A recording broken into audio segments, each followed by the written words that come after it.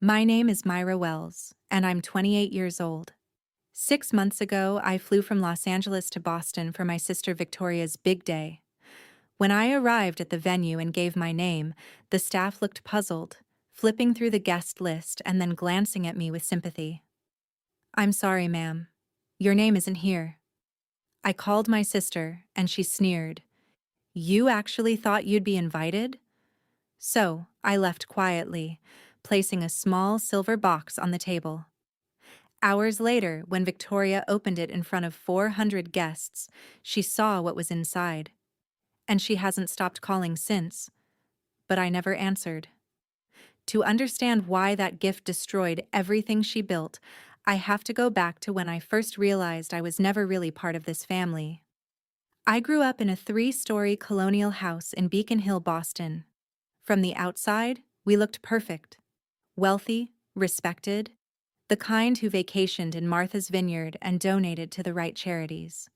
But inside, there were 2 daughters, and only one mattered. Victoria, 3 years older, had the bigger bedroom, designer clothes, piano lessons, and the dance recital our parents actually attended, while I got hand-me-downs and silence. My 10th birthday made it painfully clear. I woke up imagining balloons, a cake with my name, maybe a party like Victoria's with a pony and 40 kids, only to find the kitchen empty. My mother planned Victoria's upcoming cotillion on the phone. My father had already left for work, and neither looked at me. "Mom, it's my birthday," I said. She barely covered the receiver. "I know, sweetheart. We'll do something later." They never did. That evening, Grandma Eleanor knocked, holding a small wrapped box. "Happy birthday, my darling girl," she said, sitting on my bed. Inside was a real camera, leather strap, silver body, heavy in my hands. "You have an artist's eye," she said, touching my cheek. "One day, the world will see what I see in you." I didn't know it then, but that camera would change my life, and Grandma Eleanor knew exactly what she was planting. 8 years later, I graduated high school with a full scholarship to the Rhode Island School of Design, one of the nation's top art programs. I thought maybe my parents would finally notice me. The ceremony was on a Saturday afternoon, and I had been chosen to give a speech about pursuing your passion. I practiced for weeks, imagining my mother's proud smile and my father's firm handshake. The morning of graduation, I came downstairs in my cap and gown. Victoria scrolled through her phone at the kitchen table. My parents huddled over my father's laptop. "The ceremony starts at 2, I said. "We should leave by 1 to get good seats." My mother didn't look up. "Sweetheart." Something came up. "What do you mean, you?" My father finally glanced at me. "Victoria has a networking event with Goldman Sachs. It's a huge opportunity for her career. We can't miss it." I stood there in my graduation gown, clutching my speech notes. "It's my graduation." "Photography isn't a real career, Myra." My father's voice was flat. "Maybe you should think about business school like your sister." Victoria smirked but said nothing. I walked to that ceremony alone. I gave my speech to a room full of strangers, and when they called my name to receive my diploma, I looked out at the audience and saw only one familiar face. Grandma Eleanor, front row, clapping louder than anyone. Afterward, she took my hands in hers. "Remember, sweetheart," she whispered, "the greatest treasures aren't always the ones people fight over. Sometimes they're the ones quietly passed on." I didn't understand what she meant. Not then, but I would. Years later, standing outside my sister's wedding with a silver box in my hands, I would understand everything. After graduation, I packed 2 suitcases and bought a one-way ticket to Los Angeles. I didn't say goodbye. There was no one to say it to. For the next 10 years, I built my life in silence. I started as an assistant to a wedding photographer, carrying equipment and adjusting lighting, learning everything I could. I saved every penny, and slowly, client by client, I built something of my own. My family never asked about my work. To them, I was still Myra who takes pictures of strangers. Victoria called occasionally, not to check on me, but to update me on her achievements. Senior marketing director at 29, corner office, engaged to a hedge fund manager. Every conversation was a performance, and I was her only audience. I just closed a 7-figure campaign, she said one evening. What about you?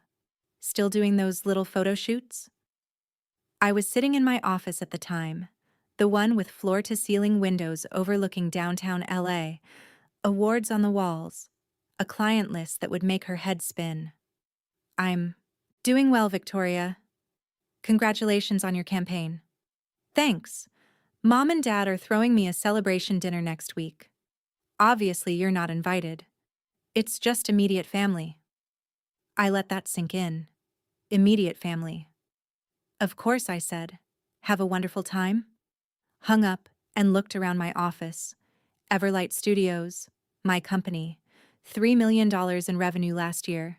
Celebrity clients, magazine features, a team of 12. Victoria had no idea. None of them did.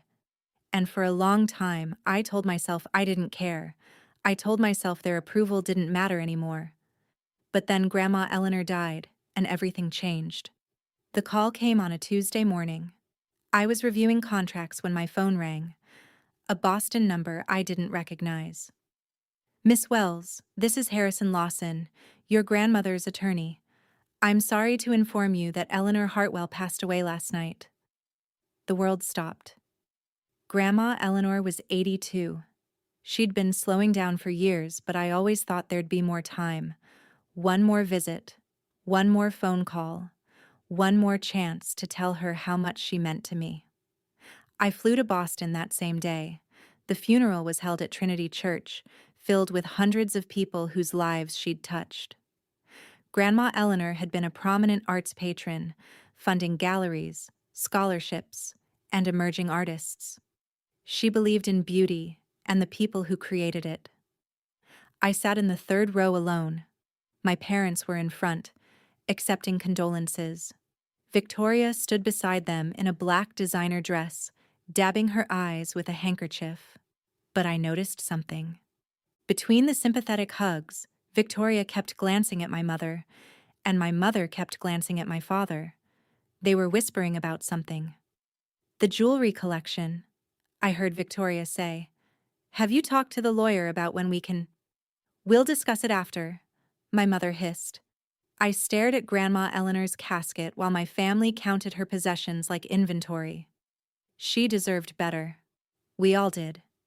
After the service, as people filed out, a hand touched my shoulder. Miss Wells, said the attorney, gray-haired with kind eyes. Could you stay after? There's something your grandmother wanted you to have. My heart clenched. Of course. I had no idea what he was about to show me would change everything. Mr. Lawson led me to a small office at the back of the church, closed the door, and sat across from me with a manila envelope in his hands. Your grandmother came to see me 2 years ago, he began. She was very specific about her wishes. What I'm about to show you is separate from her public will. He slid the envelope across the table. Inside were 2 documents and a letter. The first was a notarized amendment to her estate. I read the words 3 times before they sank in. The Hartwell Jewelry Collection, her entire collection valued at $2.3 million, was mine. Not Victoria's, not my mother's, mine. My hands trembled as I opened the letter. My dearest Myra, if you're reading this, I'm gone, but I need you to understand why I've made this choice. Victoria sees these pieces as trophies, status symbols to be displayed and envied. But you, my darling girl, see their history, their meaning. You understand that beauty isn't about possession, it's about preservation. Your mother and sister will be angry. They'll say, I made a mistake. But I've watched you grow into someone remarkable, even when no one else was watching. These pieces belong with someone who will honor them. They belong with you. All my love, Grandma Eleanor. I pressed the letter to my chest, tears streaming down my face. "There's one more thing," Mr. Lawson said gently. "Your grandmother requested that this remain confidential until you decide the right moment to disclose it." I nodded, unable to speak. I tucked the documents into my bag and walked out of that church with a secret that would sit in my heart for 6 months.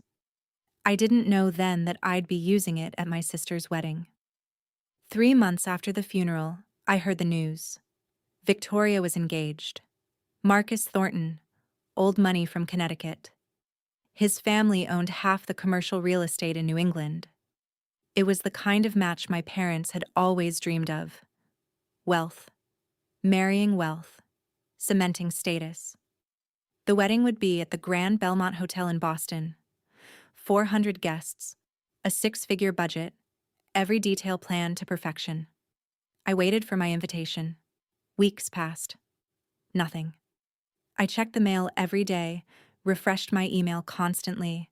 I told myself there must be a delay. Surely my own sister wouldn't. Finally, I called my mother. "Mom, I haven't received my invitation to Victoria's wedding yet. Should I RSVP directly to her?" There was a long pause. "Myra," my mother's voice was careful. "Victoria wanted me to talk to you about that." My stomach dropped. "It's just, the wedding is very intimate. Victoria felt it would be better if you didn't attend." Intimate? I almost laughed. I'd seen on her Instagram that there were 400 guests. Another pause. "You know how you can be at these events. Awkward. We don't want anything to distract from Victoria's day." I sat in silence, the phone pressed to my ear.